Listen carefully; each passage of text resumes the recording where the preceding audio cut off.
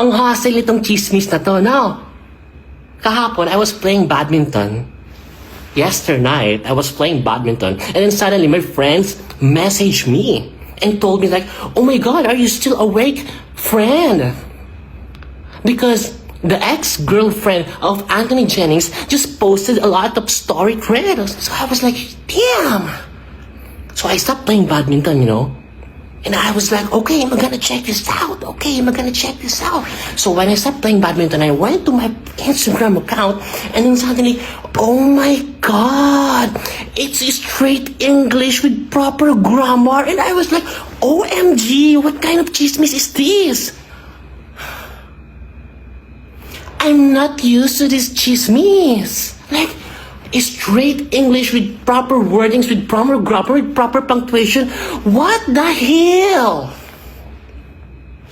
Shook ako. Bakit? Baka kalaban nila, hindi ako marunong mag-English. My God, I will not stay long abroad. Okay. I will not survive abroad if my English is wrongfully. Okay. Okay na, 150k na. Englishan to. Kasi English yung story eh. So, Englishan to, ha? Eto na pointers.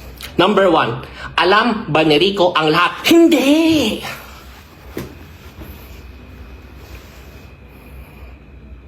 Alam mo, tawang-tawa ako dun sa mga nagpo-post. Tawang-tawa. English. You know what? I feel so funny. Tama ba yun? Okay. Tawang-tawa ako sa mga nagpo-post. Kasi talaga nag-effort pa sila ng mahabang caption, Mars. Kukuha pa sila ng mga pogi picture ni Rico, mag-effort sila ng mahabang caption. Mga 3 to 4 paragraphs with 6 to 8 sentences each paragraph. Tapos, ang laman ng caption, maturity. Dapat ganito yung mga kinahanap yung karelasyon.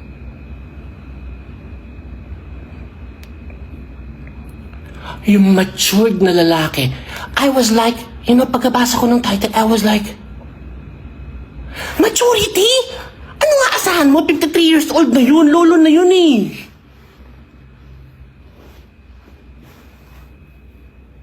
Diba? Hindi nag-iisip ba yung iba? Ano nga asahan mo sa 53 years old na masyonda na? Siyempre, matured na yun. Sumobra na nga sa matured, kaya iniwan eh. Diba, hindi maarot ng aking isipan ang mga taong gumagawa ng mahabang caption na madamdaming tungkol kay Rico Blanco about maturity. Matanda na yun.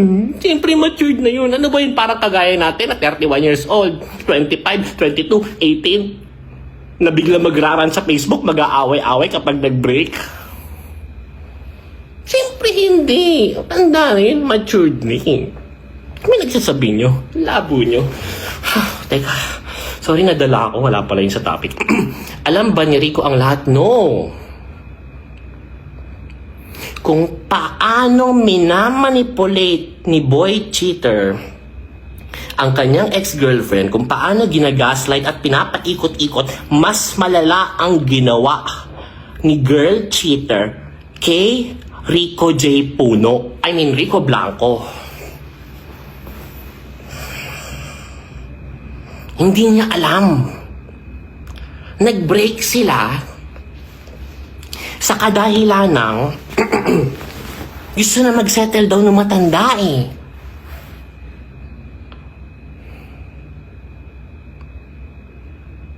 Hindi ko alam kung ano yung tunay ng eksena, no? Ayaw kong magaling. Ayaw kong magbida-bida. Knocks after mag-live, ayaw magbida-bida. Wow!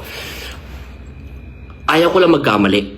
Kasi pag nagkamali ako, mawalan ako ng credibility sa chismis. Like sa chismis ko, hindi na kayo maniniwala. So, kailangan careful ako sa mga binibitang konsulta kung wala naman ako maayos sa ebidensya. Going back. Hindi ko alam kung totoong nag-propose. Tapos, na-reject. Hindi ko alam kung lumuhod. Hindi ko alam kung nagbigay ng sing-sing. Hindi ko alam tas sinabihan ng no. Hindi ko alam kung pinag-usapan lang yung kasal. Hindi ko alam kung pinag-usapan lang yung settle down at lagay na sa tahimik. I don't know everything about this thing. Basta bottom line, about ito sa pag-settle down kasi nga matanda na. Tapos, ending, umatras si girl lalo. Pag-atras. Ginamit niya itong opportunity para maka-exit. 3 years exit na siya. Eto na. Ginaslight na niya ang ating matanda. No, I want space. I need to grow up. I'm still young, you know. Style by style. Ganun ba, ganun? Bata pa ako! Rico J. Puno! Oh, Diyos ko, sumalangit nga ba? Bata pa ako, Rico! I can't take this pressure anymore! Perfect opportunity eh. Tama? Umexit na. Doon sila hiwalay. Eto ang malupit dyan. Saan ba ako? Tumitigas pa ba ang sandata? Diyos ko. Ano lang to, nagpatawa lang ako. Hindi ko alam. I mean, alam niyo naman yun kung nakafollow na kayo sa akin at matagal yun na akong kilala for the past few years.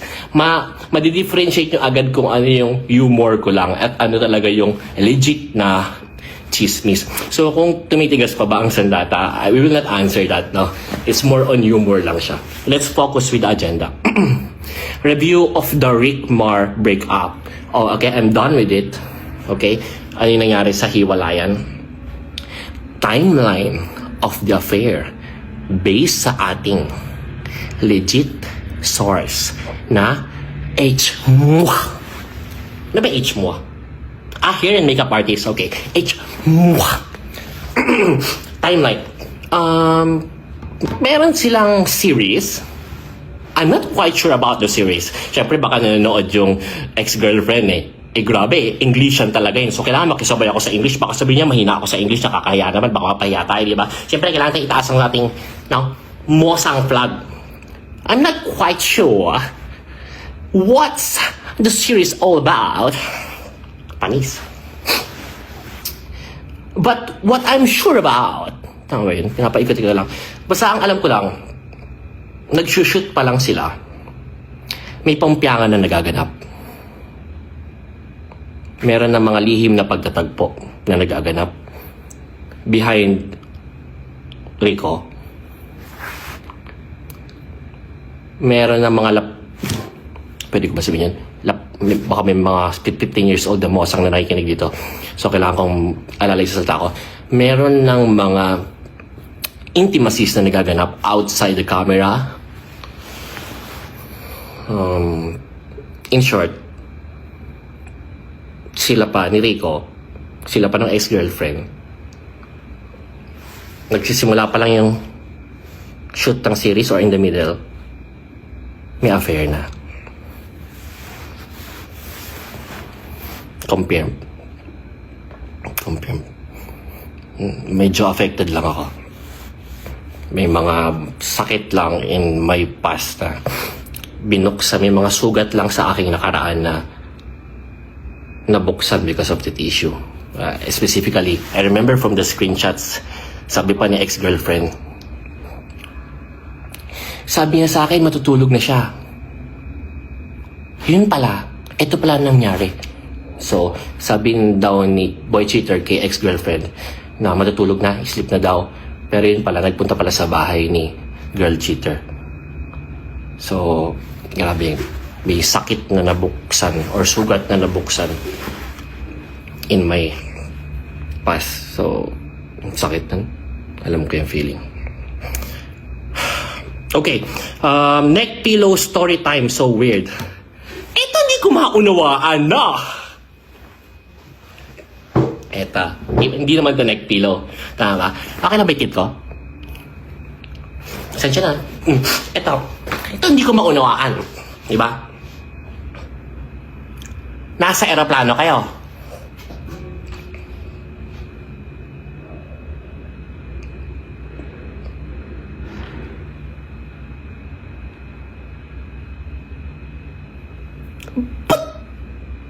Hindi naglalag, hindi naglalag. Hindi ko lang maarot yung right word. Sorry, hindi naglalag ah.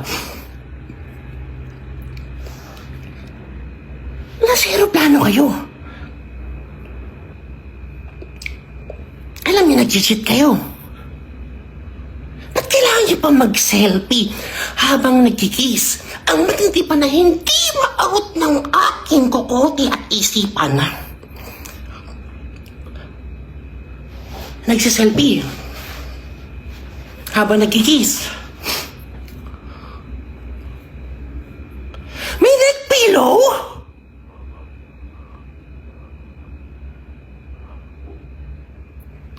Hindi niyo man lang inalis yung neck pillow? Ganun ba? Normal ba yun sa mga magjowa? Saka mag-asawa? Ganun o. Iba ang kapal ng neck pillow eh. Kasi nire-relax na pantulog na. Tama. Tapos kikis ka pa ganun o. Tapos yung isa rin. Tapos saka kayo mag-selfie. Cute! Yun yung una kong napansin eh. Una eh, may ginagawa na kayong mali. Mag-selfie pa kayo. Pangalawa, maintindihan ko yung nagsiselfie kayo kung kayo nasa katinoan kayo at hindi kayo mga isip bata, no? Like, okay, we're cheaters. Souvenir. Smile. Smile. Tama? Oh, tago mo ngayon. Ilagay mo sa bulk, hidden folder. Passport. Dito makita ng iklar. Maintindihan ko yun eh. Ang hindi ko maintindihan, ang hindi ko maunawaan, no? Bakit kayo magsiselfie habang nagkikiss? Matindi pa dun, may neck pillow pa.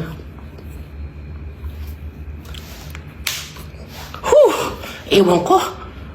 Nawawala ako sa tamang hulog ng aking pag-iisip. Tuwing naiisip ko yung neck pillow na yan. Okay, moving on. Maurice, affair with another artista. Ito, nahuli to ni Rico. In the middle of the relationship, there is this one instance with one may isang pambihirang pagkakataon na nalaman ni Rico na merong kalandian si girl cheater na isang artista, isang sikat na aktor.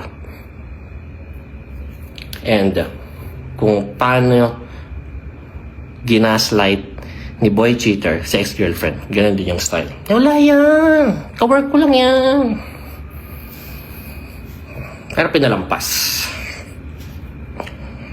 Strike one. So ngayon, nung napapansin na ni Mashonda na okay, here we go again, pangalawa na naman to, so parang let go na lang. Alam ko na mangyari dito. So bottom line, hindi alam ni Rico about sa affair kay boy cheater. Kung paano tayo na-update na ex-girlfriend recently is kasabay rin siyang na-update. So it's very hurtful for him, and at the same time parang siya nakalaya, parang, you know, jackpot, kalaya ako sa babaeng to. Sarap din yan sa feeling. Okay. Okay, ito. Affair with two other women. Nung sumikat na si boy cheater, ito nakausap ko talaga yung dalawang babae. Meron siyang dalawang ginawa, meron siyang dalawang chiniks, meron siyang dalawang binengbeng. Dalawang pribadong babae or mga sexy models on Instagram, something like that, pero hindi mga artista.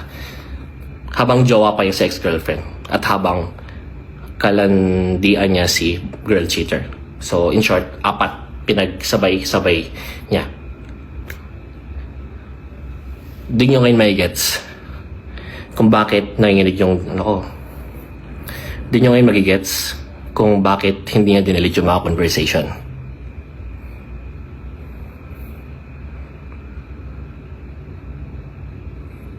Di ba magtataka ka kung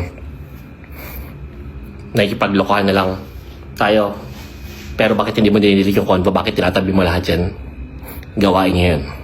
Hindi natin alam kung para sa niya gagamitin in the future, kung hiwalay na siya, ipang-blackmail niya, ipang-manipulate niya kay girl. Kasi, come to think of it, di ba? Kung kayo, dalawa kayong Lalo ka na may jowa ka, bakit hindi mo dinedelete lahat ng conversation natin? Bakit nakatago lahat dyan? And I found out from these two women na yung conversation nila with boy cheater is nakatago rin lahat and ginamit against them. Kaya hindi sila nakapagsalita rin. So, doon natin makukuha yung idea na bakit hindi deleted lahat ng ito.